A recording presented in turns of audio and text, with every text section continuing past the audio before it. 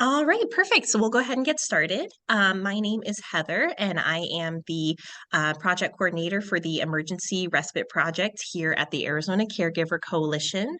For those of you who haven't heard of our organization, our goal is to help family caregivers living in Arizona. We provide different resources, services, and the project that I'm introducing today is our Emergency Respite Project. I actually have the grant in front of me, so I'm going to go ahead and just kind of read generally where this project came from. So, the coalition, our purpose is to develop and disseminate a booklet for emergency respite planning. And as most of you know, respite is any service or activity that can relieve the designated family caregiver for a short time. So, we had the first draft of the booklet, now we have the finalized one. It's been developed, and we are planning to disseminate 1,500 copies. Currently, we have about 300 that we've given out so far. We also have the booklet available in Spanish. We have had it translated. And so this project was actually inspired by the COVID epidemic, when some family caregivers became ill and suddenly needed help from other caregivers or help from healthcare professionals to step in and care for their loved one. We really wanted to make sure that, during an emergency, whether it's a pandemic or whether it's some other type of, physical ailment or something like that, we want to have a plan in place so that the caregiver knows that any questions or requests from the loved one, those are being met. The facilities have already been visited, things like that. So to start off, I'll kind of just explain the two workbooks that you received. I'm going to go ahead and screen share.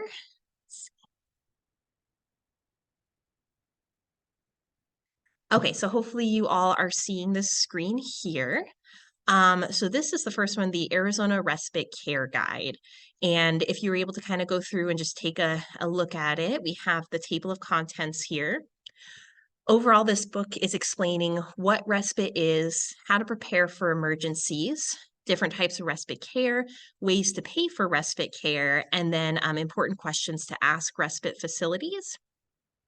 And so, like I said, we're going to kind of just do a general overview of these books. I know some of you may have already started filling it out. Some of you may have finished filling it out, and some of you may have questions before filling it out. So that's really what the majority of today's webinar is going to be.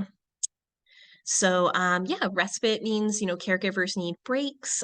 We want to ensure that for your own physical, mental health, and also during emergencies that you have a respite plan in place. So this guide is designed to provide you with information on locating and choosing respite care providers that work best for you. And again, why is it important? Because of the COVID-19 pandemic, it taught us the importance of being prepared. What happens if you become sick or injured? Perhaps you just need to leave overnight or go out of town for a few days. So overall, these booklets are a place to put everything down and to be ready in case of an emergency. And so that's kind of what's going on in these next few pages. But we have different kinds of respite care. We have in-home respite that could be friends, families, neighbors. You can have a private caregiver that comes into the home, or we have non-medical home care agencies.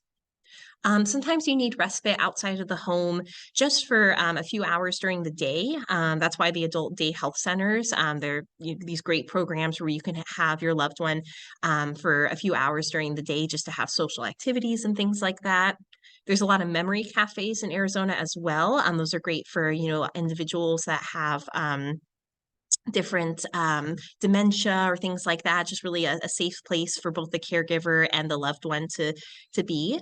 And then if you ever need respite outside of your home or overnight, these options that are listed here, there's a lot of different organizations that can provide overnight respite as well. And again, these next few pages are just kind of more explanations about the different types of respite. The most important thing is to know that it's okay to ask for help and it's okay to take those breaks, just to make sure that you're providing the best care that you can as a caregiver. So again, we're just going to kind of go through these. If there's any specific questions, I definitely want to leave that for the end of the webinar. But if you're able to kind of go through and, determine which types of respite work best for you and your loved one, it's really important to, look at that before an emergency occurs. I'm just going to check the chat real quick. Financial eligibility, yes. So that is a great question. So let me go ahead and just scroll down a little bit more. Paying for respite care. So yes, there are a lot of options available. We have general insurance, Medicaid, especially with Alltex, that Arizona Long-Term Care Services, Veteran Affairs. I know that if you or your family member is a veteran, they have a lot of programs available. The Area Agency on Aging, us here with the Arizona Caregiver Coalition, and then the Division of Developmental Disabilities. So all of these organizations have options to help pay for respite care. Specifically us with the coalition, let me just go down to ours. We do have different respite options available in terms of vouchers. Let me see if I can zoom in a little bit.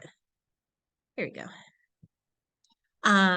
Yes, so we have different reimbursements up to $1,200. I know that those applications are on our website. So depending on if you're looking for our Maricopa County respite voucher or just our general family caregiver reimbursement, I know each of those programs that we have has specific requirements and specific questions in the application.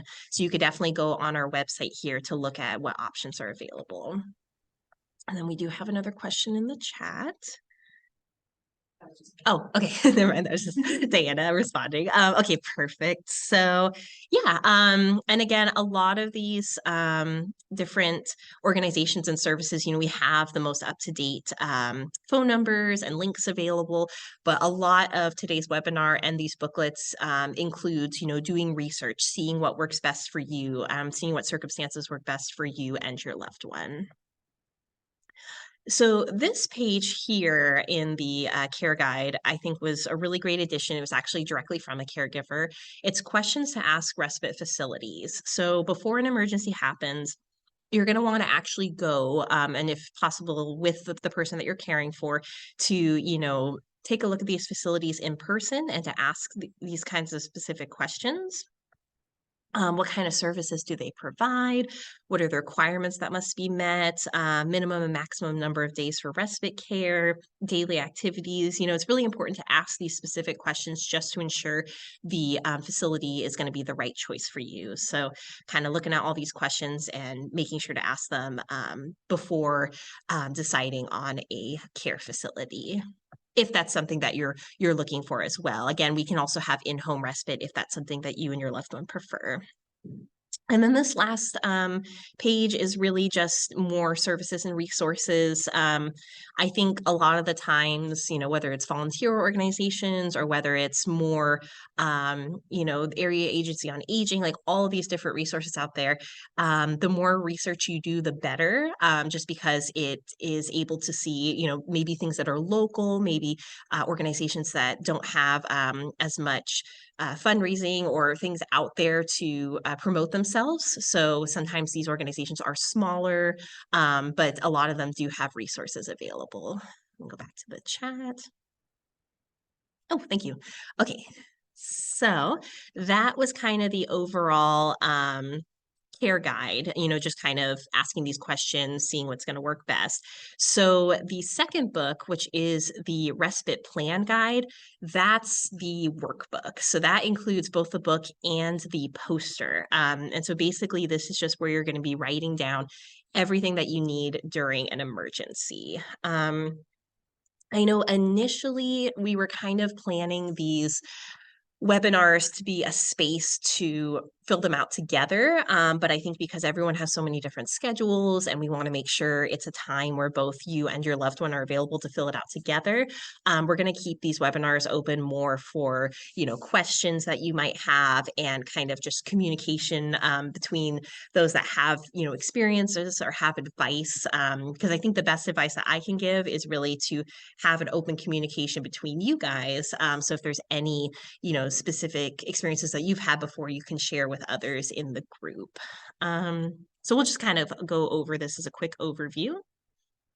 So this page I think is really important just to kind of, make sure you have the basics. So preparation, we definitely want to have these plans in place before a situation arises. Keep all important information in one place. So I know some of our booklets that we've been giving out, we actually have like a little caregiver bag. So we've been able to kind of throw all that information in there. So when you have your documents, your emergency go bag, your poster, all this information, you really want to make sure that it's in one specific place before a situation arises. We want to map out a strategy. So as many, friends, family members, anyone that's involved with your life and with the caregiver or the loved one's life, we want to make sure that they are being communicated with. That can be, through an online meeting, like, how we're kind of talking today through Zoom. It could be a phone call. It could be in person. Just wanting to make sure that we communicate with everyone. And the poster, which is at the end of this guide, that's going to be the one that you can put on your refrigerator, your cabinet. It just has everything listed for that emergency. And I'm going to go back to the chat real quick because I have a few more questions. Oh, okay, no worries. We'll do more questions at the very end of the meeting as well. So yeah, questions to ask yourself. So you want to, ask these questions before an emergency arises. Who should be called? Family, friends, agency, facility. Which family member is going to be in charge? So that kind of person after the caregiver. Are they willing to and able to accept the responsibilities that are going to be taking place in case of an emergency? What are these primary responsibilities, and can they provide respite care themselves? What emergency items are critical for my loved one if you're leaving home? And what is our backup plan? Do we have multiple options during an emergency situation? And so again, with these booklets, feel free to write all over them. If you need extra boxes, things like that. This is really your copy to put everything that you possibly can on here, and then during an emergency, you could just grab it and go if that's what the situation's calling for. But you're going to want to think about transportation, maintaining bills and communication with home service providers, communication with that respite provider, primary care physicians, even little things, like running errands, upkeep of the home, taking care of pets. I know that's a big one too. Want to make sure that pets are taken care of during an emergency, and any other roles that you can think of. And then this one here, the respite care facilities, that kind of goes back to that page on the care guide where, we're making sure we're asking these questions beforehand. We're picking a place that both you and your loved one feel comfortable with, and having multiple options. So we can have the facility name, the phone number, the address, all this information written down. So, if something happens and we say, hey, where are we going to be taking this person? We already have the options listed on here. Okay, these next couple pages, I really like this one because I feel like it really gives a voice to your loved one. It, allows them, again, before an emergency occurs, to really ask any questions. What's the best way that they communicate? Taking medications, is there kind of like a process that is best for them? If they're in pain, like how do they kind of show that? What's the best way to respond to that? If they're getting upset or distressed, the best ways to kind of calm down that person, coping with medical procedures, like for me personally, I absolutely hate needles. I know I freak out during this. So like, if it's anything like that, what's the best way to kind of calm that person down and make sure that they feel safe? So yeah, this page and the next page is just getting these answers out beforehand because, during an emergency, we have so much going on. There's a lot of heightened emotions, things like this where it's just like, let's breathe and let's try to calm down and see what's going to work best to help get through the situation. Favorite foods, things that they don't like eating or drinking. Is there something that they're very sensitive to? Anything like that you can list in these pages here. And then before we get to the poster, I'm just going to check the chat one more time. Yes, respite facilities in Maricopa County. So if you go on our website, that Easy Caregiver, oh, Diana's already got it covered. But yes, I think, having this physical booklet, we were trying to be as general as possible just because, websites change. There's always new facilities. Other facilities might close. Definitely the internet's gonna be your best resource for locating those facilities. I know the 211 number or the area agency on aging, that's a great one too. Because like I said, we're kind of this in between where we're trying to connect you to as many resources as possible. But even now, we still get phone calls or emails from organizations we've never heard of, and we're like, oh, let's go ahead and add you on our website and try to get out as much information as we can for those caregivers. Okay, so the respite poster. So if you downloaded this one, it's okay if it's kind of on like a smaller paper. We do have the nice bigger laminated ones. I have a example right here. So we do have these bigger ones that come with like a wet erase marker. I kind of like that idea just so that if you need to write things down and erase it, if anything changes, you can kind of list everything on here, allergies, medications, things like that. But we'll go over that in this section here. Um, so preparation checklist. We're just going to go through all of these fairly quickly. So important documents. Any copies of, medical records, driver's license, state ID, insurance card, social security card, having copies of all of these and then keeping it wherever you're keeping this booklet. Again, just, during an emergency to be able to grab everything and go. You may already have the folders that we provided, or if you receive the ones in the mail, we don't have the folders in that one, but any kind of folder can work just to kind of put all that information in. Emergency go bag, same thing, just like a duffel bag, a backpack. You can also keep the documents in there. You can always have an extra phone charger, just some comfortable clothing in case of like a hospital stay. Any kind of medical equipment, if you need extra batteries for hearing aids, extra pair of glasses, dentures, personal item, blanket, pillow, things like that. General toiletries, toothbrush, hairbrush, first aid kit, just anything that you feel would be really important to have in a bag that you can quickly grab and go in case of an emergency. I'm going to go ahead and scroll down. Oh, and then also if you've received a physical one or one in our mail, we have an emergency respite sticker. So that was another idea by one of our caregivers. So that sticker can be placed, in your car, like in your purse, anywhere really, just to let the individuals know during an emergency that you have all this information and this workbook located in your home. So same thing, there's a little thing on the bottom of the sticker that says, hey, my emergency go bag is located here. This is my address, so that if an emergency happens outside of the home, someone could come in and find all of this information. Immediate contacts. I think this is probably one of the most important ones here, whether that's family members, friends, neighbors, having their name, having their phone number. I think the first thing that happens during an emergency is really, who are we calling? Like, who's the first person that we're going to inform? And having both the family member contacts and also the physician contacts. That way we have both personal and kind of professional, those two combinations of who to call during an emergency.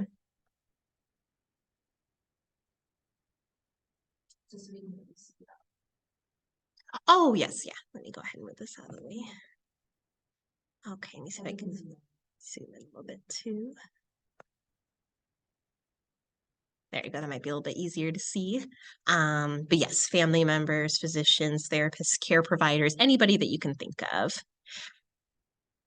And then power of attorney, same kind of thing here. We just want to list their name, the relationship to the loved one, phone number, and email.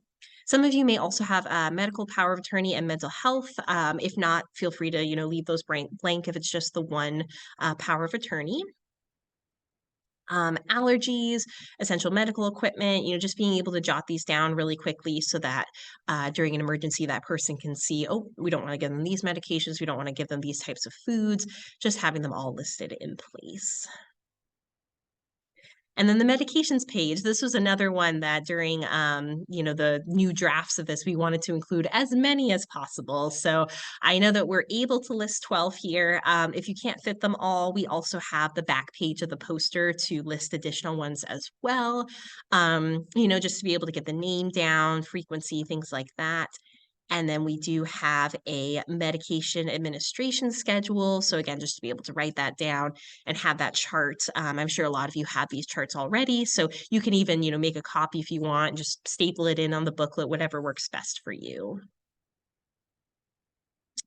And then finally, we have the poster. And again, if anybody is interested in having the larger version or the kind that can be, laminated and written on, just go ahead and email me and I'll get those sent to you. But this is just kind of a condensed version of everything we already have in the booklet. So location of those important items, the allergies and food medications again, power of attorney. And then it's got this big thing on the bottom that says critical information and emergency plan on the back. And so this is really critical information and emergency plan. This is 100% up to you. Anything that's specific to you and your loved one, any additional information that someone needs to know, this is just the space to be able to write that down, to write anything that doesn't fit in the workbook, and to have it in place during that emergency. So I'm going to go ahead and check the chat again just to see if there's anything else. Yes, and my email again is heather@azcaregiver.org. I'm going to be responding to a lot of emails this afternoon, and I'll be mailing out any copies of the booklets that you guys may want. Alrighty, so I'm going to go ahead and stop screen sharing. And so I think just to make this as easy as possible, if you guys just want to go ahead and ask questions in the chat, I'll go ahead and kind of just go through them. And then if we have any time, if somebody wants to, share one of their experiences or has any specific questions, we can probably allow for you guys to be unmuted as well. I think we're going to go until 12. So I really just want to have this time. If there's any questions, any feedback even on this workshop right now, go ahead and just let me know. But yeah, feel free to ask any questions in the chat.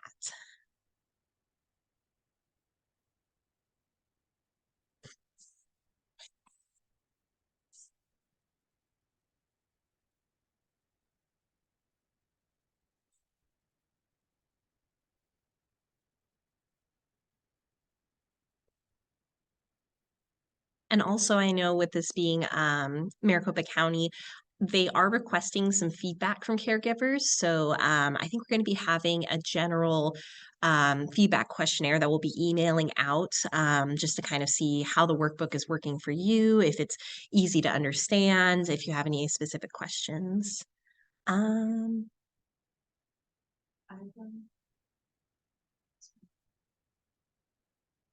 Yep, so my email is heather@azcaregiver.org. And then getting the poster, we'll go ahead and mail out these two booklets and the poster. We just have it in a big manila envelope in the DES building. So we just stick everything in there and the wet erase marker. When you provide us your address, we'll go ahead and get it mailed out to you. And then that way you can have the physical copies of everything. Okay, let's see. Oh, and then the respite voucher. So that is actually another grant that we have through the Caregiver Coalition. Basically, it is an application that you would fill out so that if you would want to pay, like a family member or friend or an adult day center, it's basically a timesheet and the ID of you and the loved one. Just to see the type of respite that you are using currently and to be reimbursed for that. I believe it's up to $1,200. And actually, I'll pull it up next time, but I know that we do have all this information listed on our website with how to apply for the respite voucher. You can also email us or call us if you have any direct questions, but it's basically a voucher to pay for any respite services that you're using. Okay, let's see.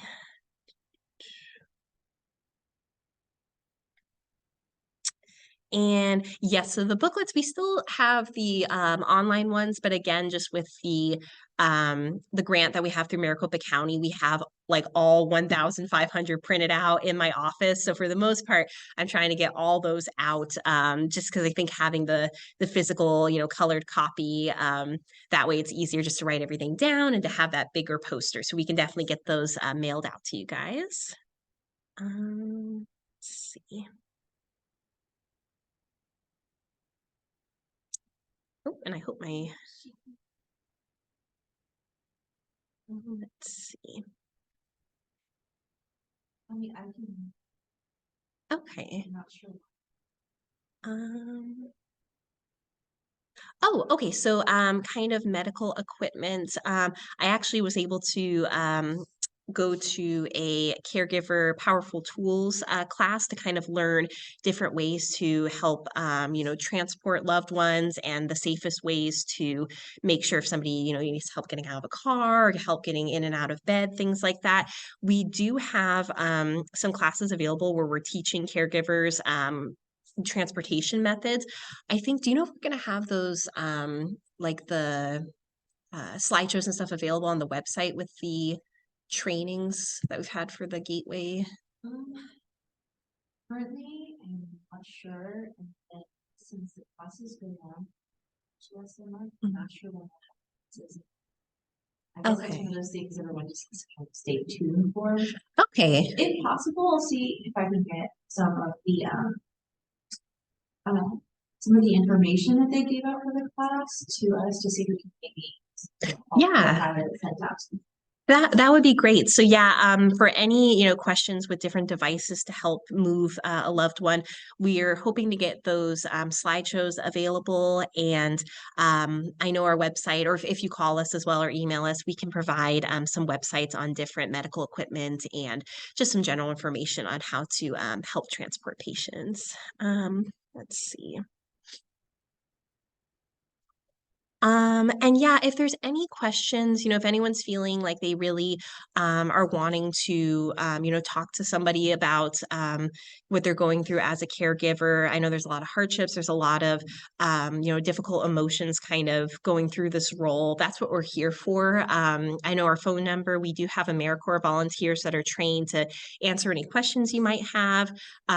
We're working on getting more support groups set up just so any questions you might have, we want to make sure that we have that communication between you guys. Like, I know that we can provide, as much information as we can find, but really the experiences that you have, we want to make sure that communication between you guys is happening just to kind of include everyone and to get that support that you need.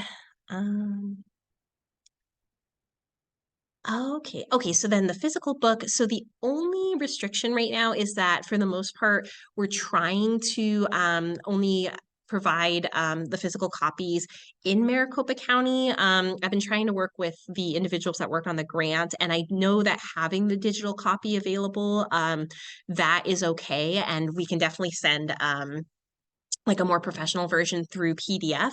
So for Yuma, for all those different areas in Arizona, go ahead and just email me directly, and I could talk with our executive director to see the best way of getting the booklet out to you for any resources for the individuals living in those communities. Um, Okay, the coalition application asks for income. I know that one, I think they were updating the application because I know we need a medical needs form, and I think there's a W-9 form for the voucher that's 1,200. That question, if you want to send to me an email, I know that Catherine, she's actually the one working with our respite voucher. So any specific questions about the applications, she's going to be a great person to reach out to. So I can forward any information over to her. So currently, the FCRP one should be asking for income. However, I don't know if they're going to change the rest of it. So it has that sort of income eligibility as of right now. It shouldn't. But yeah, I think it definitely is a Catherine question. Okay. I'm fairly certain there shouldn't have. Okay, so yeah, the FCRP, that's the Family Caregiver Reimbursement Program. That one goes through DES as well. That one is specifically for home modifications, things like that. So that one does ask for income. But the other two vouchers we have, just the general respite voucher and the Maricopa County one, definitely if you want to send me that email, I could forward it to Catherine and we can get the exact answers on that. Let's see.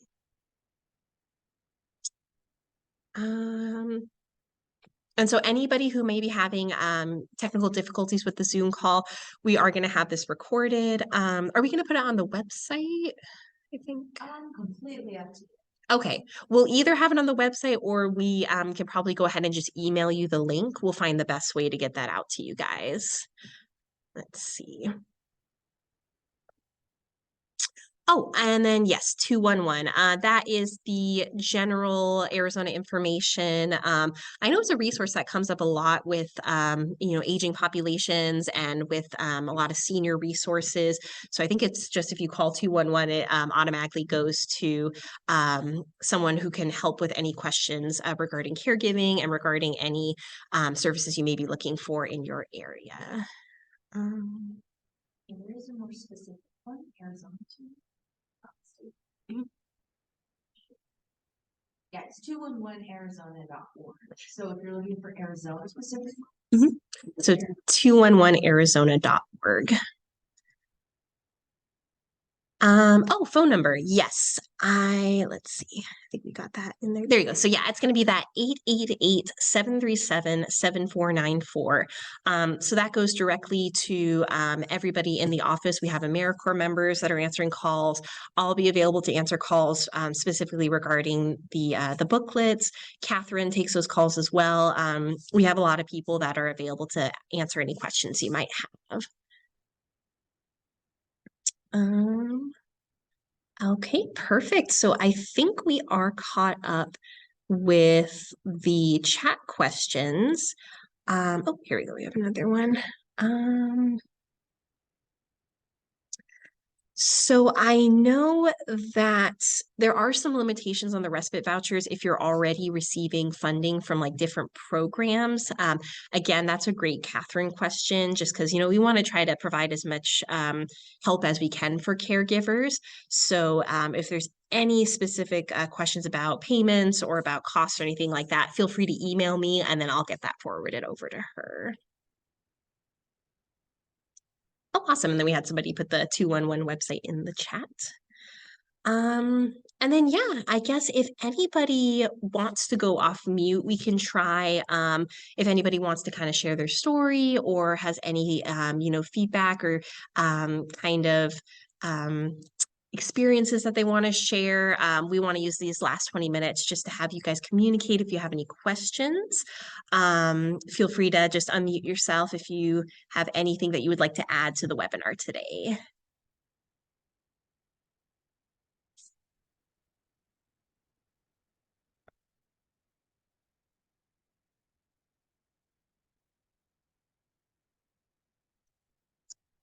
And again, if there's nothing today, or if you think of something later, definitely feel free to email me as well. I know with Maricopa County, we're trying to get as much feedback from you guys as possible just to see how we can improve this program and what steps we can do moving forward to help support you guys.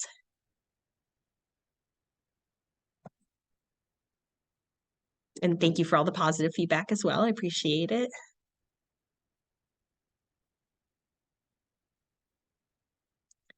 Does anyone have any specific questions about any of the pages in the booklet or anything that may seem confusing? Feel free to just either put it in the chat or unmute, whatever you prefer.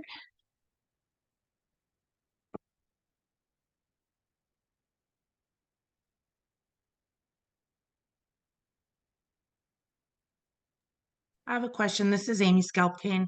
My question is, how long does it typically take to get approved for a respite voucher? Yes, so I know that we have the application process. It is approved by individuals in the coalition here, and we work with DES. I want to say, Diana, is it like a couple of weeks for it to be approved, or can it be about a month? typically it's about a month. About a Since month. we're currently in like the weird transitional things on the back end, it might be a little slower than it normally. Yes, so I know working with our executive director and some of the other individuals right now, we're kind of coming up with a process moving forward to get those checks out and to get it approved. We're going to be having some meetings at the end of this year just to see what our plan is moving forward. But I believe right now it's about a month to have everything processed and to have that check go out for. That is. Oh, sorry. I wanted to mention that is if we get all of the all of the information from the caregiver? Yes. Quickly. Yeah. So that's another thing too, is sometimes we will get part of the application back or we'll get like just the ID, but making sure that we have all that information sent over in that first email will definitely make the process go quicker as well. Yeah, that makes sense. I guess the second part of my question would be, so can somebody say they pay out of pocket, right? They pay out of pocket for a respite, and then they come to you guys and say, hey, I use this person for respite. Can you guys help me? Is that the way it kind of works? Or do you guys get the application and the request for respite prior to them paying someone out of pocket? If that makes Um, sense. Yeah, so I believe, and Diana, correct me if I'm wrong, but I believe that that is kind of the primary way it works, where if like a family member is, let's say, paying for transportation and they say, hey, we'll give you $100 for gas for transporting this person, and we get it down on a timesheet, then we're able to see the invoices that they send, any receipts, and then we send the check out. Is that correct? So I think as of right now, we're a little bit more sticklers. You can't be paid like retroactively. It needs to be, once you are already approved for your respite voucher. Okay. So you first need to apply, and then once you're approved, then you start releasing funds and then requesting for reimbursement. Okay, so yes, so it's the approval process. It's making sure that we have any receipts or invoices, and then as soon as we receive those, we're able to get the check out. So the general idea, yes, that we're wanting to make sure any respite is being paid for, but I think that they're just kind of very precise about, making sure we have those invoices, we have those receipts in order to get the checks to the caregiver. Perfect. Okay, that makes sense. I mean, the application process would, should probably be the first step in the whole process. So that makes sense. Thank you. Of course. And again, any more specific questions like that, I can get those over to Catherine because she's been working on it for 4 years now, I think, or she's got a lot more experience with those respite vouchers. Okay.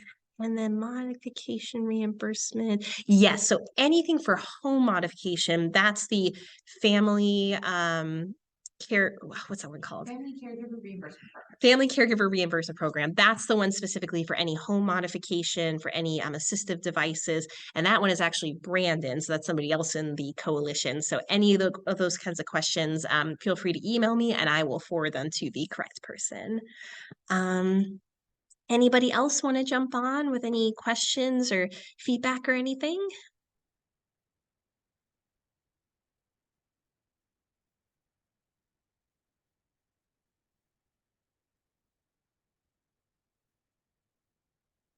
And I know, having these webinars be virtual, I think it's a great opportunity for you guys to kind of like meet each other and get to know the community a little bit better. We did have one of these webinars a few months ago, and we had, I think, 3 people attend in person, but we know how hard it can be, trying to make that time and ensure that your loved one, has somebody with them while you're attending these meetings. So that's why, for the most part, we're going to keep them virtual going forward.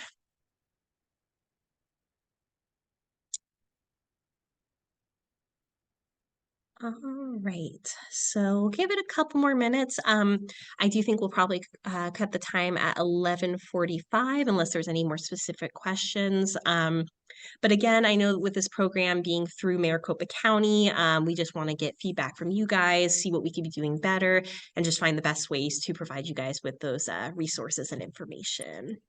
Hi, this is Mary. Hi, Mary, go ahead. My husband and I took a 2-week respite, and my brother, who's in a wheelchair, he was at an assisted living home, and that was the $3,500.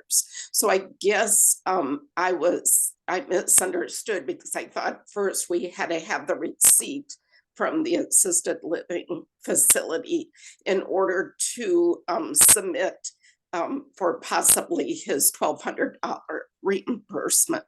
Is that not correct?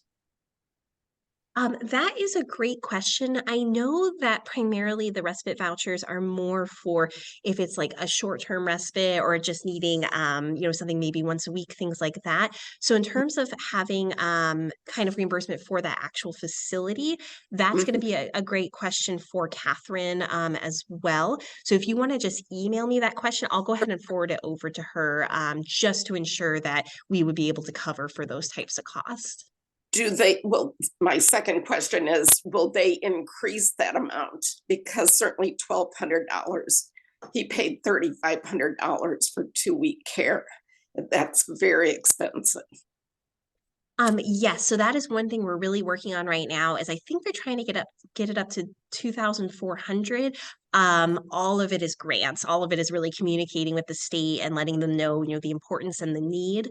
I think even having our grant right now, a lot of the legislation is starting to realize, how many caregivers are out there and how important the need is to increase that funding. So we're hoping as things continue to go along, we're going to get more funding, more reimbursement, things like that. So definitely going into the new year, there should be more updates on if that 1,200 goes up to 2,400. We're just waiting on final confirmation. Also hoping with, the government shutdown that everything kind of goes smoothly until the end of the year. But for any communication on that, again, feel free to email us. We'll still be working even through that shutdown if it does happen, and I'll be able to get any questions over to Catherine. Okay, thank you, Heather. Of course. I think that was one of the really big issues with a lot of caregivers. The 1,200 is totally fine if you just need a break for like 5 seconds. So we definitely are trying to get more grants to raise that Yeah. that caregivers are given. Yeah, we're trying to find ways because, that 1,200 can only go so far. And there's kind of the two sides because I know I'm sure a lot of you are familiar with Altex as well, because that helps to pay for family members who are working as caregivers, but kind of trying to find that in between where, if you are working or if you are, have other income coming in, that you're still able to receive these vouchers as well. So we're working with the state, we're working with DES, and just trying to find the best solutions to increase that funding. Oh yeah, and then the long-term care for Altex. I know we try not to answer too many questions specifically just because they are their own entity. It is in the respite plan book as well. That kind of just goes over the basics of the Arizona long-term care system. But I think their phone number is listed as well on there. So we have, let's see. One thing you could do, if someone is in Maricopa County, since the Maricopa County program could be used for other things, right? So you can use it besides for respite. If you were looking for someone to kind of guide you to do Altex, you could definitely hire a caseworker and use your funds to pay for that caseworker. If you want someone to kind of assist you. Yes. Yeah. So the respite funding, any form of respite, especially with the Maricopa County one, it's not just restricted just to respite like in home at home. It could be any type of training, any type of classes. There's not as many restrictions on that voucher. All right. Well, unless there's anybody else that wants to give any feedback, we'll probably go ahead and end the meeting a little bit early. But I hope that you all enjoyed it. And, if there's any other questions you might have, definitely feel free to email us. And we're going to continue until May of 2024 to get these booklets out. We will also be at many events. I know if some of you are familiar with Oakwood or Benavia or all these different organizations out there, we're really networking with them to get the booklets out as well. If you want more of the booklets to be able to distribute among people that just let me know. And yeah, hopefully the next few months we're able to really get this program going and get as much feedback as we can. Okay. And then again, in honor of Caregiver Appreciation Month, we are giving away a caregiver comfort basket. So I am putting that link in the chat. So all you really have to do is just kind of let us know what your caregiver story is, and then you'll be entered to win a caregiver comfort basket. It comes with the actually emergency respite booklets, as well as just kind of some self-care items, as well as some other goodies in there as well. And it should be, I think, closing up by the end of November, and then in December, we'll go ahead and send those out. So just wanted to let you guys know that that exists. So if you wanted to go ahead and sign up for that, go ahead. Thank you. All right, thank you for that, Diana. So yeah, any other questions you have, feel free to email us. We're gonna go ahead and let you guys go. I hope you have great holidays, and hopefully we'll be able to get another workshop in December. So I hope you all have a great day, and thank you so much for attending.